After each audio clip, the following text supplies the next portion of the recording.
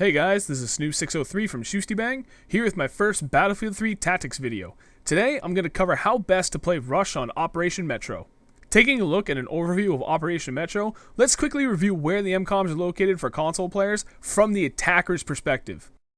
The first two mcoms start outside of the subway. The second set of mcoms will appear in the subway, mcom A being in the bathroom and mcom B being at the foot of the stairs on the right. The third set will appear on the upper level entryway of the subway, close to the ticket booth. mcom A is off to the left near the computer terminals and mcom B just outside the locker rooms on the right. The fourth and final set of mcoms are outside again, mcom A in the ground level room of the left building and mcom B is on the lower street about centered on the map. When starting Rush on the attacking side, both mcoms are basically out in the open and offer little cover to hide behind in the immediate area. The best plan of attack is to take an entire squad and push for one mcom altogether. For attacking mcom A, running far left along the edge of the map, inside of the bushes, is a great way to quickly reach the mcom while being almost completely hidden. You can do the same if you try to run up the middle, but the hedges along the retaining walls and the walls themselves are circular, so following that line will take you longer to get to the mcom than it is to run along the straight line hedges on the left. For attacking mcom B, there's another retaining wall that offers excellent cover, eliminating any chance of being seen from your left side. However, it does make you stand out a bit on your right, so it's best only to be used if the enemy is entrenched in a passive defensive position on their spawn side of the mcoms. If you reach the pile of boulders that separate your spawn from mcom B, it's a great place to hold up to allow for other teammates to join you, or to respawn on you before beginning your attack. For this first set of mcoms, you're really best off attacking mcom B first. The mcom is located on the low ground, surrounded by several boulder piles and a retaining wall that gives the enemy the high ground, making it far easier to defend. While both mcoms are still up, the enemy will be split so as not to leave a single one undefended. Take advantage of a smaller defensive force and push the whole team to overwhelm the mcom B. Then take up a position on the high ground, holding off the enemy from pushing in to defuse. Once you've taken it down, move on to mcom A. This is technically on the high ground as it's surrounded by retaining walls and plenty of cover, slightly elevated above the small pond separating it from the enemy spawn, so you only need to eliminate enemies in the immediate area, then crouch while arming. With the rest of the team holding up on the elevated boulder piles and around the surrounding retaining walls, it's easy to hold off any enemies pushing in to attempt to defuse. For defending the first set of mcoms, you're best off stacking the majority of your team on mcom B. Force the opposing team to take mcom A first, leaving only mcom B left to be armed. As stated before, with the elevated position separating the defenders from the mcom B is much easier to defend against enemy rush. Kit suggestions for the attackers are to stick primarily with assault and support, to revive as often as possible, and to keep your teams replenished with ammo as needed. If for some reason your team is taking mcom A first, you're going to need to revive your teammates often to try and take down the much more difficult mcom B. Attacking on the second set of mcoms on Operation Metro is much more complicated because the playable area is considerably smaller than that surrounding the first set. While there are 3 routes to run, they're almost completely linear, leaving you very susceptible to enemy sniper fire and suppression from LMGs. For attacking either objective, the easiest method is to split up your team so you're not clumped up and move in from every direction possible, using any and all available cover.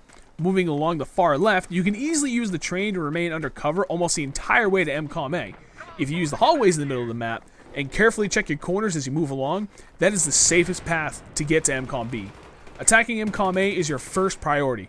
Since it is placed in the bathrooms with only 2 ways in or out, it makes it very easy for just 2 people to defend it by sitting in opposing corners and locking down the doorways with suppressive fire.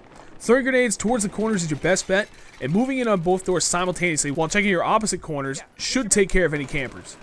mcom B is a little more open, and by far the easiest to take as the sole remaining mcom than if mcom A were the sole remainder. Split your team and attack from both sides, coming from the bathrooms that mcom A was in, and also coming from the right side tunnel. A quick flurry of grenades right at the mcom will take care of any C4, claymores, or potential campers, and then you can move in for the arm. Leaving 1 to 2 people along the outer walls of the bathroom, the foot of the stairs by mcom B, and on the tracks in the middle of the 2 mcoms should ensure that all paths to the mcom are well covered against advancing enemies. For defending, the second set of mcoms are similar to the first set, in that one location is far easier to hold than the other. I prefer to keep the majority of the team together on mcom A, forcing the team's hand to take mcom B first. Since mcom A is inside of the bathrooms, with only the 2 ways in, it makes for a much easier time to hold the bathroom down with 2 or 3 people inside, and 2 more people on the outside of both doorways. The only way they can get in there is through your multi-stage defensive group. As before, I recommend the assault and support kits to be used while attacking. Since there are no vehicles, you don't need to use the engineer kit because the RPG slot is going to be a wasted slot. You want to be able to revive as many people as possible and throw down med packs and ammo wherever you see teammates clump together. That's why I don't recommend using the engineer kit. Attacking the third set of MCOMs on Operation Metro is by far the most challenging out of all 4 sets. MCOM B should be your first target because it's in a congested area and it's just outside one of the hardest areas to push through, the locker rooms. Ideally, you want a few teammates to put focus on the locker room, while another group attempts to push for the furthest escalators, the ones that bring you up close to the ticket booth. With a strong flanking force from this position, and maybe 1 or 2 people using LMGs to fully suppress the locker room, you can pinch the few enemies holding down the MCOM B area. Putting a recon beacon at the base of the ticket booth escalators is recommended, so that your team can continue to flood the center of the map and keep the enemy from getting back to MCOM B. To take down MCOM A, you can basically use the same tactics, just take the group of people from the locker room and move them to the other side of the map. With a small force to take out any enemies attempting to hold up in the MCOM room, they can easily move in and arm it, then move up beside the escalators and create a wall with the entire team. Holding that area is very easy, as the enemy only has one possible way in. For defense, your main target is to hold MCOM B for as long as possible, forcing the enemy to take the easier MCOM A. By the time they get MCOM A, your team will have hopefully knocked down the enemy's ticket count considerably. Using a few support players to lock down the locker room, the rest of the team are free to hold down the rest of the area, putting a strong focus on the closest escalators, where the enemy can come out from their protective travel routes closest to the MCOM. Kit suggestions for the attackers will still primarily be assault for revives and health, a few support players for ammo, and at least 1 recon player to put down a respawn beacon. The final 2 MCOMs are surprisingly easy to take since they are set up in a progressive manner, instead of side by side like the first 3 set of MCOMs, and they are on 2 very different elevations.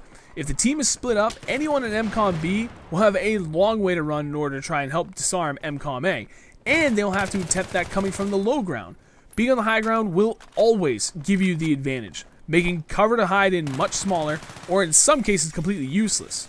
Attack these MCOMs in order of proximity to your spawn, going first to MCOM A, the closest, and then wrapping up the game with taking down MCOM B. For MCOM A, it's in a relatively easy spot. It doesn't really require any special tactics other than aggressively attack with your entire team to overwhelm the enemy team, get the arm, and move on. For MCOM B, split up at least 2 people, either with sniper rifles if they're very good at it, or with LMGs. Send them to the 3rd story of both buildings overlooking the lower street where MCOM B is located, and have them put down suppressive fire on the MCOMs to help clear out any enemies, then lay down cover fire to lock up the team in their spawn. Again, in battle, the elevated position is always the best position, so having at least 2 teammates to lay down suppression from above will nullify any enemy threat. For defense, this is one of the few times where your team should rely on the old saying, a good defense is a strong offense. That, and we want to put most of the attention on MCOM A, as it is closest to the attacking spawn, and furthest from your own spawn. Taking the vast majority of your team, push up and spread out at the only 3 exits of the subway, on the left, center, and right side of the map. Fight aggressively, using a variety of support and assault players at every entrance, and try to contain the enemy from leaving the subway. Kit suggestions for the attackers remains the same, primarily using assault kits for reviving teammates to save tickets, but also mixing up either support players or recon players, if they're very good at it, to lay down covering fire for the last MCOM. That's going to wrap up this episode of Battlefield 3 Tactics for Rush. I hope you guys enjoyed it. I wanted to get this video done months ago, but never took the time to complete it.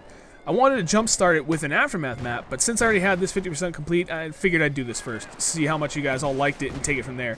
I really would appreciate feedback in the comments on this series, if you think I should move forward with it on all the maps in the game, or just do it with the Aftermath maps.